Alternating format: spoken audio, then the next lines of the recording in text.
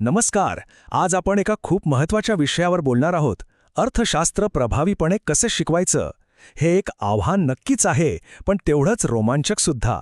चला तर मग या प्रवासात काही खास पद्धती आणि आवश्यक गुणधर्म समजून घेऊया. खरंय, हे एक मोठं आव्हान आहे ना का? अमर्याद गरजा आणि मर्यादित साधनं. ही इतकी गुंतागुंतीची संकल्पना विद्यार्थ्यांना कशी समजावून सांगायची? मग यावर उपाय काय? याचं उत्तर दडलंय एका खास टूलकिटमध्ये. हो, एखाद्या कुशल कारागिराप्रमाणे एका प्रभावी शिक्षकाकडे सुद्धा वेगवेगळ्या परिस्थितींसाठी वेगवेगळी साधनं असायला हवीत. आज आपण हेच शिक्षकांचे टूलकिट उघडून त्यातील रहस्य जाणून घेणार आहोत.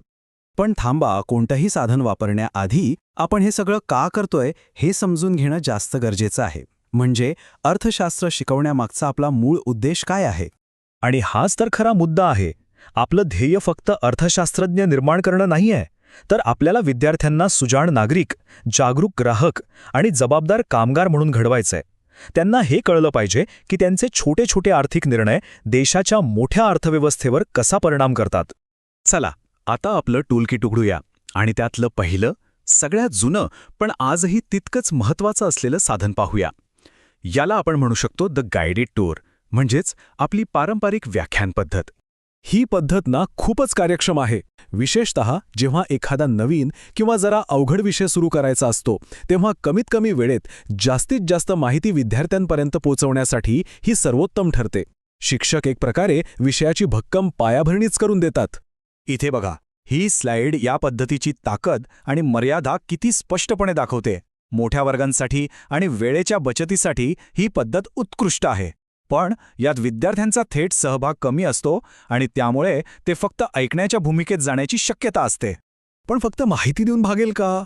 विद्यार्थ्यांना प्रत्यक्ष अनुभवातून शिकवायचं असेल तर? मग आपल्याला या आधुनिक टूलकिटमधली काही वेगळी जास्त सक्रिय साधनं बाहेर काढावी लागतील. चला पाहूया कोणती आहेत ती. याचं एक उत्तम उदाहरण म्हणजे प्रोजेक्ट मेथड.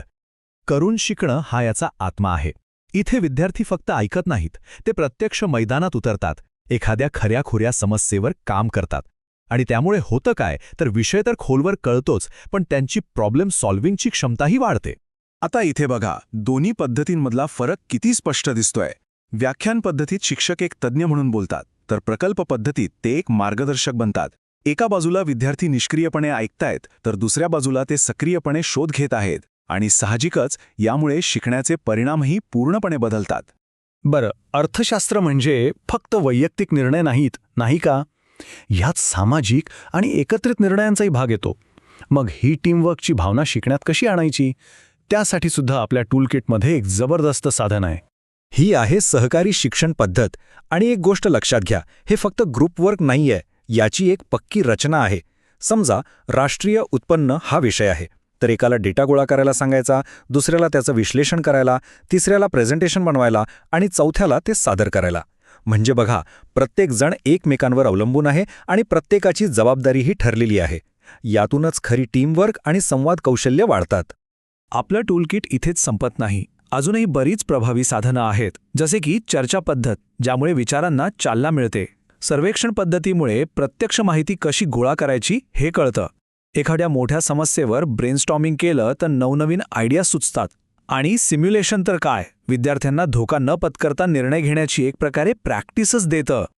बरं, आतापर्यंत आपण या सगळ्या साधनांबद्दल बोललो, पण एक गोष्ट खरी आहे, कोणतंही साधन ते वापरणाऱ्या कारागिराइतकंच चांगलं असतं.